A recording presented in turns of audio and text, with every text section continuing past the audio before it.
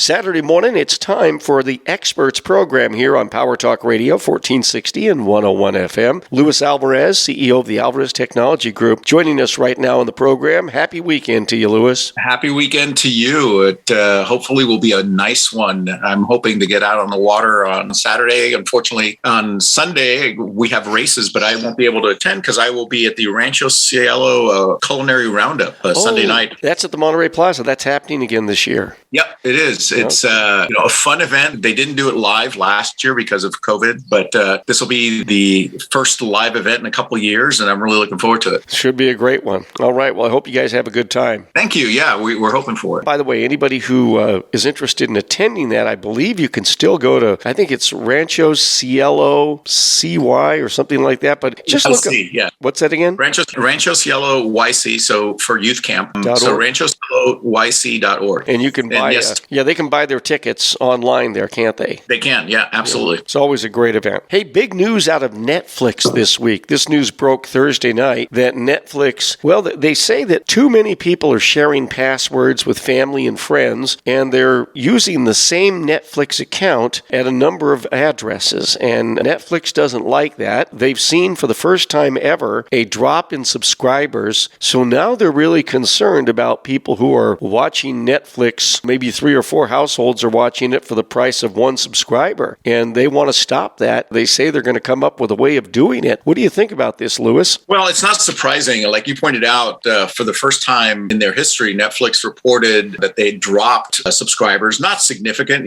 They have millions of subscribers, but they said that 200,000 fewer subscribers, partly because people balked at the increased prices. They increased their prices earlier this year, and I think a lot of people decided that was it. I can get my movies and content from someplace else. But I also think the competition for streaming services is pretty stiff, and there's a lot of options out there. If you have Amazon Prime, you have access to their content. There's also so many other different streaming services that are available, Paramount Plus and Apple and Disney. So some folks have just decided enough is enough. But to make up for that revenue drop, Netflix is saying, hey, we're going to start cracking down on something that we know is going on, but we haven't ever stopped it. And that is this sharing of credentials so that people can log into their parents' account or their neighbor's account or, whoever's. They've been testing systems to detect that this is going on and being able to put the kibosh on it and force those people to actually get their own accounts. How would you actually do something like that? If you were Netflix, what would be one way of saying, aha, there are multiple people on this account right now? So one of the things that they can do is use geolocation. That is, if you have, let's say you have multiple devices at your house that you have, like we do, Netflix logged into, I have a Fire Stick and a couple different TVs, and I have both of them logged into Netflix. They're not going to worry about that. What they're going to say is, okay, if those same credentials are being used in Sacramento or in Nashville, where my daughters live, then we're going to log all of them out and you're going to have to re-log in. And if you try to log in 2 locations, we're going to deny the second location. So that's one way of doing it. That's been done by other streaming services. So you're saying that they would do this if, let's say, the person who pays for the account is in Sacramento, but the second household using the account is in Fresno. If the Sacramento person is logged in, the Fresno person gets logged out. What if it's the reverse? The person in Fresno logs in first. Does the person who's paying the bill in Sacramento get logged out, get blocked? Exactly. Yeah. This is going to create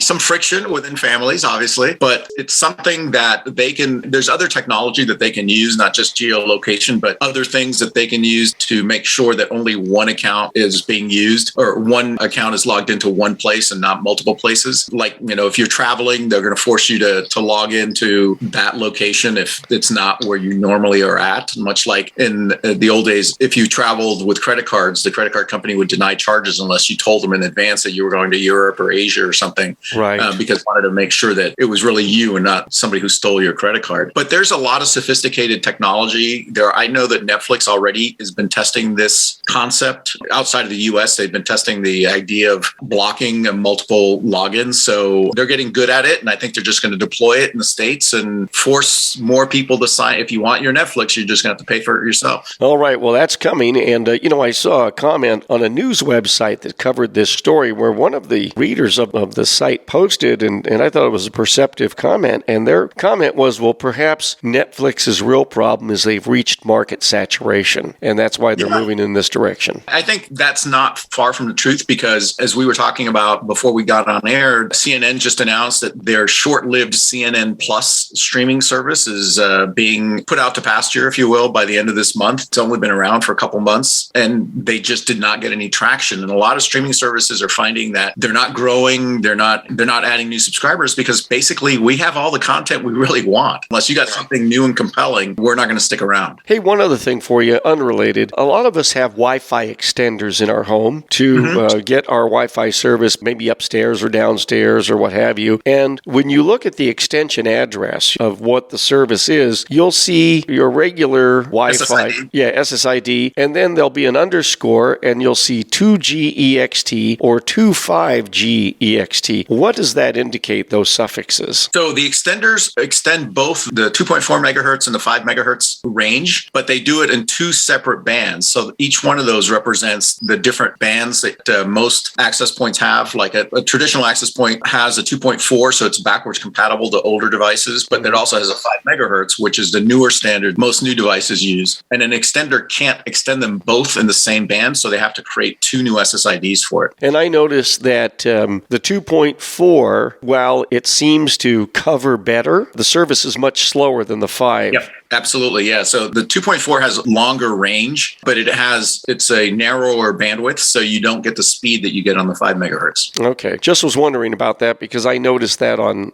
my Wi-Fi service. Wanted to ask about that, and I'm sure other people have run across that as well. One other thing that I've discovered that can work pretty well, just pass this out as my own little tech tip here. If you're using something like a Zoom service, like when Lewis and I do these conversations, we're on a Zoom connection, and I noticed that I use my cell phone for this. I've got it wired in through a mixer, and if I'm using the cellular data off of my telephone, I've noticed that the connection isn't as good, the quality isn't as good, and there can be dropouts and jitter and so forth. So I make sure that my phone connects to my Wi-Fi in the house, and I pick my fastest Wi-Fi, which is the main Wi-Fi, and then I go into the cell phone and I turn off the cellular data. Otherwise, the cell phone will always default to using its own data before it uses your Wi-Fi. So by turning the cellular data off, and it isn't about saving the cellular data, but the idea behind it is to force the phone to use the fastest and best broadband signal that's available for this connection. And, exactly. And it works pretty well. A lot of people notice it when they come home and if they have both Wi-Fi and their cell phone turned on, there's this momentary pause in the phone as it tries to figure out which one to use. Shall I use Wi-Fi? Shall I use my cellular data? And so you sometimes get this like weird behavior as it reconnects to the Wi-Fi. There you go. That's Luis Alvarez, CEO of the Alvarez Technology Group, online, alvareztg.com, @AlvarezTG. That's the Twitter handle. And Luis, the toll-free number for the I-Team. Give us a call at 866-78-I-TEAM. That's 866-784-8326.